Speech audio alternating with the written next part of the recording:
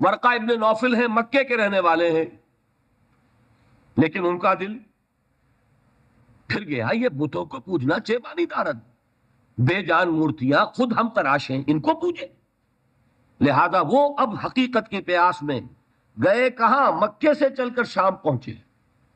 اس وقت تک حضور تو پیدا تو ہو چکے ہیں، ولادت ہو چکی ہے، وحی کا آغاز نہیں ہوا، لہذا ورقہ کہاں پہنچے ہیں؟ شام۔ وہاں جا کر عیسائیت اختیار کرتے، وہی دین تھا اس وقت، جب تک وہی حضور پر نہیں آتی وہی دین ہے آسمانی۔ حضرت عیسیٰ علیہ السلام کی رسالت کا دور چل رہا ہے، اور اتنی مہارت حاصل کرتے ہیں کہ ان کے بارے میں آپ کو ملے گا روایات میں کان یکتب التوراۃ بالعبرانیہ، کہ حضرت ورقہ ابن نوفل عبرانی زبان میں تورات لکھا کرتے تھے۔ مکے میں عربی زبان کے لکھنے والے گنتی کے لوگ تھے، اور یہ عبرانی کی تعلیم حاصل کی انہوں نے، اتنے بڑے عالم۔ جب پہلی وحی آئی ہے تو حضرت خدیجہ حضور کو لے کر گئی ہیں انہی ورقہ ابن نوفل کے پاس کہ ذرا سنیے ان کے ساتھ کیا ماجرا پیش آیا ہے۔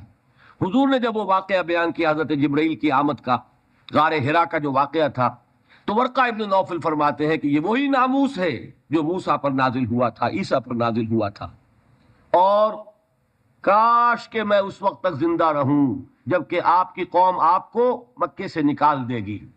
حضور حیران ہوئے، اوا مخرجیہم، کیا یہ مجھے نکال دیں گے؟ یہ تو مجھ سے بہت محبت کرتے ہیں، مجھے الصادق کہتے ہیں، الامین کہتے ہیں، میں ان کی آنکھوں کا تارا ہوں، یہ مجھے نکال دیں گے؟ حضرت ورقہ کہتے ہیں ہاں، یہ اللہ کا ایک پرانا قانون چلا آ رہا ہے، جو کوئی بھی حق کی دعوت دیتا ہے اس کی قوم اس کی دشمن ہو جاتی، لہذا یہ واقعہ آپ کے ساتھ پیش آئے گا۔ کاش کہ میں اس وقت تک جوان ہوں جبکہ آپ کی قوم آپ کو یہاں سے نکالے گی تاکہ میں آپ کی کچھ مدد کر سکوں۔ وہ نوبت آئی نہیں، ورقہ کا انتقال ہو گیا۔